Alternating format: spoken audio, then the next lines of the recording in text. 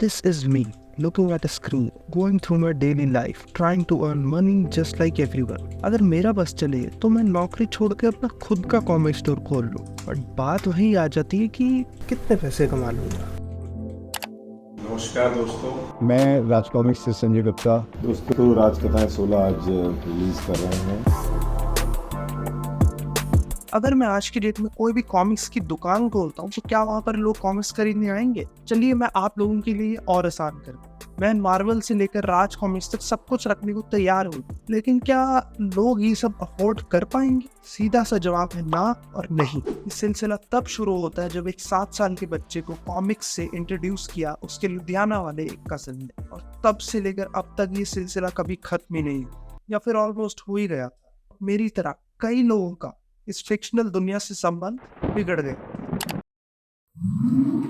आप सबको अंधेरे में डालने के लिए माफ़ी चाहूँगा। और ये स्क्रिप्ट की डिमांड ये भी है कि मैं अंधेरे वाले सेटअप में रहूँ, तो ज़्यादा देर आपको रोशनी में भी नहीं रख सकता। आगे बढ़ते हैं। मैंने आखिर ये कदम क्यों उठाया? मैं तो चुपचाप अपनी कॉमिक्स ले सकता था, या फिर सोशल मीडिया पे गिने चुने लोगों से आर्ग्यूमेंट करके भी खुश रह सकता, पर ये वीडियो आप तक पहुंचानी जरूरी है। बात करना चाहता हूँ भारतीय सुपर हीरोज, यहाँ की कॉमिक्स और यहाँ के सिस्टम की। Let me start this section with the beloved Raj comics. Sanjay Gupta, Manoj Gupta and Manish Gupta, इन तीनों भाइयों का नाम आपके दिमाग में आ जाना चाहिए जब भी आप सुनो राज कॉमिक्स के बारे में। बट ऐसा होता नहीं, किसी भी कैजुअल रीडर के दिमाग में ये बात नहीं आती। And that's the harsh truth about all the Indian comics except one which is still selling, और वो है डायमंड कॉमिक्स। गुलशन राय जी के द्वारा बनाए गए वो कैरेक्टर्स जिनमें ज्यादा डेप्थ तो नहीं थी, जो कि रेगुलर कैरेक्टर्स थे, उनकी डे टू डे लाइफ में ऐसे क्राइसिस हुआ करते थे जिनकी वजह से लोग उनसे रिलेट कर रहे, और उसी रिलेटेबिलिटी की वजह से वो कॉमिक्स बहुत बड़ी हिट बन गई। लेकिन अभी किसी भी पब्लिशर की कॉमिक्स उस तरीके से नहीं बिक रही। और अब मैं वापस पॉइंट पे आ जाता हूँ, और पॉइंट ये है, compared to Marvel and DC, why is the Indian comics industry suffering so much? See, I didn't read a lot of Raj comics growing up, so I didn't really have Indian superheroes per se. I loved Chacha Chaudhary. Like, I'm looking at images behind you. You show me one Indian who looks like that. No, that's a very American thing. Indian superheroes will look different. They'll behave differently. They'll act differently. बहुत से अच्छे super heroes होते हुए भी हम कुछ तो lack कर रहे हैं। And I will be very honest, I am not very keen on the new publishers either. That's the honest truth. जहाँ लोगों को लगा होगा कि नई कहानियां आने से, नई किरदार आने से शायद लोगों में रुचि इसमें और बढ़ने लगेगी, वहाँ वो रुचि बढ़ी नहीं, वो इम्पैक्ट पड़ा ही नहीं।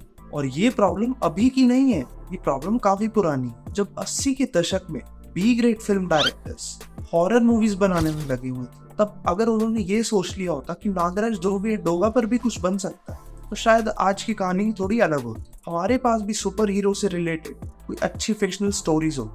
सो basically comics publishers don't want to see themselves flourishing in the future, क्योंकि उन्हें लड़ाई झगड़े और अपनी पॉलिटिक्स से ही फुर्सत नहीं है। और कुछ नए पब्लिशर्स अपनी तरफ से कोशिशें कर भी रहे हैं, तो वो भी इन्हीं पटरों में फंसकर उसमें पिस जाते, जिनकी वजह से ये सुपर हीरो वाला दरवाजा कुछ लोगों के लिए खुला था, वो ही आजकल आपस की लड़ाई के चलते इन फैंस का नुकसान करने में आ गई। जी हाँ, मैं राज कॉमिक्स की ही बात कर रहा हूँ। राज कॉमिक्स अब 3 पार्ट्स में डिवाइडेड। RCMG जो है राज कॉमिक्स पर मनोज गुप्ता, RCSG जो है राज कॉमिक्स पर संजय गुप्ता, और RCMCG जो है राज कॉमिक्स पर मनीष गुप्ता। एक डिवीजन ने अपना पूरा ध्यान नई स्टोरीज और नए रन्स निकालने पे लगाया, एक डिवीजन ने जल्दी से जल्दी रीट्रेड्स निकालने में ध्यान लगाया, और एक डिवीजन ने तो अपना पूरा ध्यान मेटालिक पेजेस और राज कथाओं पर लगाया। इनकी शुरुआत भी ठीक मार्वल, डीसी और इमेज कॉमिक्स की तरह ही हुई।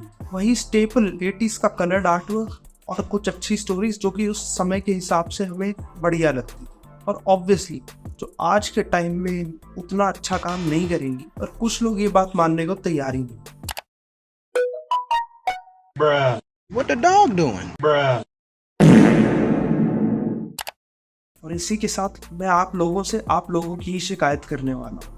हम फैंस भी इस लॉस में कहीं ना कहीं तो जिम्मेदार हैं। ऑब्वियसली हम सारा ब्लेम नहीं ले सकते, पर एक तबका ऐसा है जो कि 80s और 90s में ही फंसा रह गया। उन्हें वही कहानियां, वही नुआंसेस और वही कैरेक्टर आर्क्स अब भी पसंद आती है। हम सबको समय की कीमत समझनी होगी। समय किसी के लिए नहीं रुकता, और हम उसी समय को वापस लाने के चक्कर में बहुत कुछ कॉम्प्रोमाइज करते हैं। मार्वल और डीसी अभी जहाँ पर है वो इसीलिए है क्योंकि उन्होंने समय की कदर की और अपने सिस्टम में कभी भी आर्ट की वैल्यू को कम नहीं होने दी। लेकिन हमने यहाँ आर्ट के अंदर ही क्रिएटिविटी खो दी।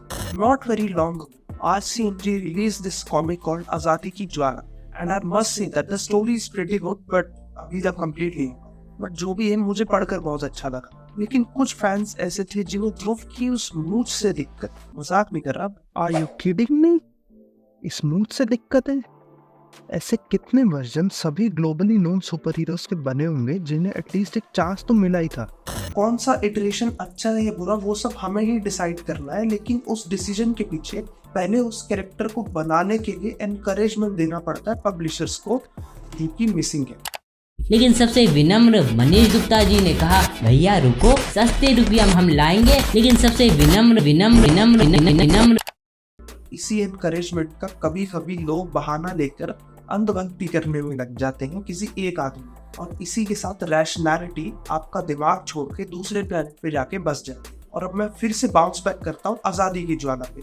क्या ध्रुव की एक मूछ से पूरी कॉमिक को जज करना ठीक था? क्या 80s के फैंस ये एक्सेप्ट नहीं कर पा रहे हैं कि कभी कभी कुछ नया भी हो सकता है?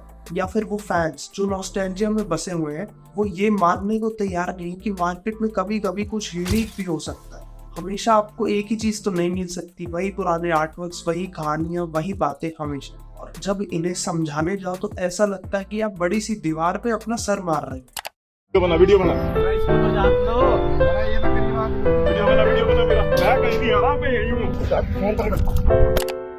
क्या लगता है कि मतलब राज कॉमिक्स वाले ये जो भी फैंस होते हैं इनकी तरफ से, फैंस की तरफ से क्या लैक करता है मतलब in terms of encouragement for newer titles या unfamiliar stories like आजादी की ज्वाला और K9? मतलब फैंस क्या लैक करते हैं कि वो इस चीज को अप्रिसिएशन नहीं दे पाते और एनकरेज नहीं कर पाते? मैं तो फर्स्ट क्वेश्चन का आंसर ये दूंगा कि एक्चुअली जो इंडियन कॉमिक बुक फैंस है उन लोग को मतलब कुछ क्या बोलूँ मैं अभी, उन लोग को बस कुछ एक्सपेरिमेंटेशन नहीं देखना है, उन लोग को बस वही एक ही चीज़ देखनी है। मतलब 90s या 80s में भाई कोई एक एस्टाब्लिश सुपर हीरो आ गया है तो भाई बस अभी उसी को ही देखना है, भाई उसी के एडवेंचर्स पढ़ने उसी को देखना है, ये ऐसा टाइप सीन है भाई। मतलब जैसे फॉर एग्जांपल मैं मार्वल या डीसी का दे दूँ भाई, अब क्या बोलूँ मैं, जैसे मार्वल में अलग अलग भाई स्पाइडरमैन है, भाई उन लोग में डिफरेंस उतना नहीं है भाई, दोनों ही क्राइम फाइट करते हैं। एक हो गया माइल्स मोरालेस, एक हो गया भाई पीटर पार्कर, दोनों ही भाई विलेंस मारते हैं और ज़्यादातर विलेन सेम भी होते हैं उन लोग के। तो वो ये एक एक्सपेरिमेंटेशन का एडाप्ट, क्या बोलूँ मैं अभी, मतलब वहाँ के पब्लिक लोग भाई ऐसी नई नई चीज़ें अगर ला भी दे तो भाई वो लोग थोड़े ये हो जाते हैं,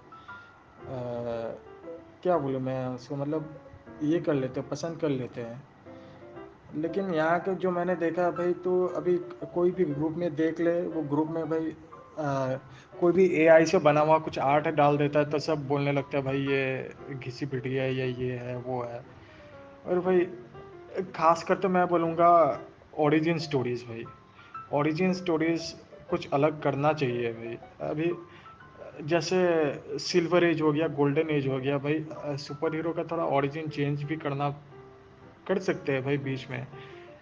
भाई वो परमाणु वाला सुना था, वो क्या भाई, वो कॉस्ट्यूम, बस उसे कॉस्ट्यूम मिल गया, वो कॉस्ट्यूम पहन लिया और भाई वो रिवॉल्वर लेके चला गया है, कोई सेंस है भाई? हाँ, तब के ज़माने में कुछ आया नहीं था, तब के लिए वो ठीक था, लेकिन भाई अभी के लिए वो क्या है भाई, बैकलैश तो होने ही है, पर क्या बोलूँ मैं अभी। एक चीज ये कि पब्लिशर्स को क्या करना चाहिए तेरी ओपिनियन में, और मतलब गेम्स और मूवीज का क्या सीन लगता है भाई अभी इस देश में? मतलब सुपर हीरो रिलेटेड कुछ भी हो, याली ड्रीम्स या फिर राज कॉमिक्स, मतलब इनका कुछ लगता है क्या तुझे कुछ ना कुछ कर पाएंगे कि नहीं कर पाएंगे?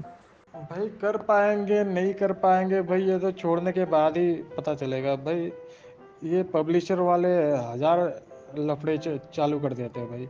वो बीच में, जैसे मैं एक एग्जांपल देना चाहूँगा, वो टोगा की शॉर्ट मूवी को लेकर हुआ था भाई।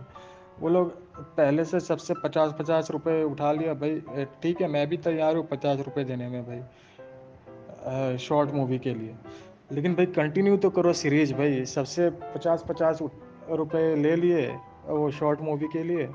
उसके बाद भाई अभी कुछ दिन बाद बोलता है कि मतलब कुछ प्रॉब्लम की वजह से वो लोग नहीं रिलीज़ कर पा रहे हैं, तो मतलब सबको रिफंड मिल जाएगा जिन्होंने पे कर दिया था।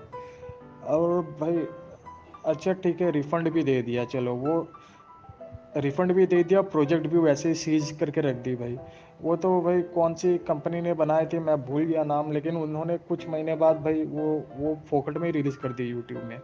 उन लोग ने सच बात बोला था भाई कि मतलब कोई प्रोजेक्ट का अगर कुछ प्रोजेक्ट को अगर तू ज़्यादा समय तक एंटिसिपेट कराते रख देगा पब्लिक को भाई, कोई नहीं देखने वाला, बाद में वो भाई अंदर ही अंदर मर जाएगा। तो उन्होंने फोकट में रिलीज़ कर दी भाई। ये लोग कुछ करे तो ना भाई, क्या कर रहे भाई, आपस में लड़ रहे। थ्री इडियट्स तो आप सभी ने देखी है। कैसे फरहान अपनी इच्छा का काम नहीं कर पाता, कैसे उसे अपनी मर्जी का करियर परस्यू करने के लिए बहुत स्ट्रगल करना पड़ा, और इसी के साथ हमारे खराब सिस्टम की बात शुरू हो जाती है, जिसकी वजह से हर क्रिएटिव फील्ड पर इम्पैक्ट पड़ता है। और वो इम्पैक्ट कोई अच्छा नहीं होता, वो इम्पैक्ट हमेशा बुरा ही है, क्योंकि इस सिस्टम के चलते जिन लोगों को उस फील्ड में पहुंच जाना चाहिए था वो कभी पहुंचते ही नहीं। जब बात होती है इंडिया की पॉप कल्चर की, तो यहाँ पर सिर्फ करण जौहर और शोले ही चलते आए, एंड रिसेंटली कुछ और चीज़ें भी पॉपुलर हो। हमारा पॉप कल्चर बॉलीवुड है, और बॉलीवुड शब्द जब भी कोई सुनता है उसके दिमाग में अचानक से रावण या क्रिश तो नहीं आ जाता, एंड दैट्स फेयर, आएगा भी क्यों। ये सब इनोवेशन होते होते काफ़ी देर हो चुकी, but there can still be a revival if we actually try to give our Indian heroes a chance. They seriously need some exposure to the mainstream world. Motihari में सड़क पर आगजनी को अंजाम दिया जा रहा है, उग्र नारे लगाए जा रहे हैं, और आरा में भी। और अब अपनी बात को यहीं पे कॉन्ट्राडिक्ट कर दूंगा। यहाँ के लोग भी काफी जल्दी ऑफेंड हो जाते हैं, और जिस तरह की स्टोरीज राज कॉमिक्स कैरेक्टर भोकाल में पेश की जाती हैं, उन्हें माइथोलॉजी से कनेक्ट किया जाता है, क्या पता उसको लेकर भी लोगों में बवाल मच जाए। ठीक उसी तरह डोगा की कॉमिक्स में भी कुछ रेफरेंसेस ऐसे होते हैं जिन्हें सुन के सबकी गांड जल जाए। ऐसे ही होगा इस चैनल पे। तो now let's talk about anime for a bit. Japan एक ऐसा देश है जिसने अपने कल्चर में अपने सारे क्रिएटिव जूसेस फूंक दिए। रिजल्ट ये था कि एनिमे नाम की चीज पूरी दुनिया में पॉपुलर हो गई। सब जगह कॉस्प्लेज होते हैं, लोगों को मांगा पढ़नी है, यहाँ तक कि लोग अब जापानीज सीखने लग गए, और उसी जगह हमने अपने पूरे कल्चर को त्याग दिया। डिस्क्लेमर दे देता हूँ यहीं पे कि कल्चर और रिलीजन अलग अलग चीज़ें होती हैं, दो डिफरेंट, ठीक है। तो यहाँ पे आप रिलीजियस जो भी उसको है मान्यताएं या जो भी सिस्टम्स हैं उनको इसमें मत घुसेड़िएगा, ठीक है। तो मैं नहीं चाहता ऐसा कुछ भी हो। और जो एक्चुअल मीनिंग होता है कल्चर का वो ये होता है कि आबो हवा में क्या चल रहा है, और कल्चर हमेशा चेंज होते रहता है, ठीक है। Time by time culture change होते रहता है। रिलीजन का जो रहता है वो रहता है हमेशा एक स्टेबल जगह पे, ठीक है। ये बहुत ही कन्फ्यूजन होता है सभी लोगों के दिमाग में, और जो एक्चुअल बाकी का मीनिंग होता है वो आप गूगल करके भी देख सकते हैं, क्योंकि ये वीडियो उस बारे में नहीं है।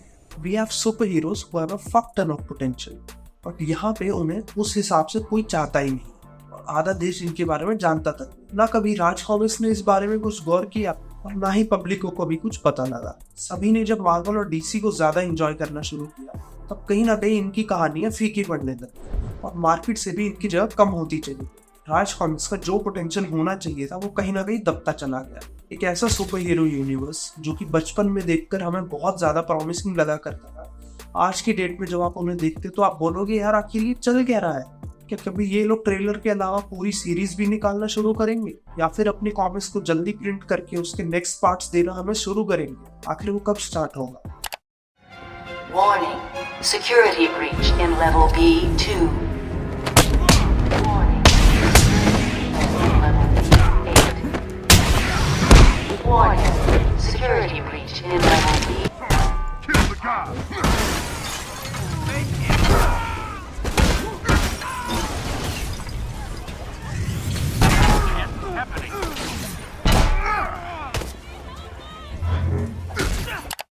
अब बताओ ये कौन सी गेम्स थी? बैटमैन आर्कम असाइलम और मार्वल्स एवेंजर्स।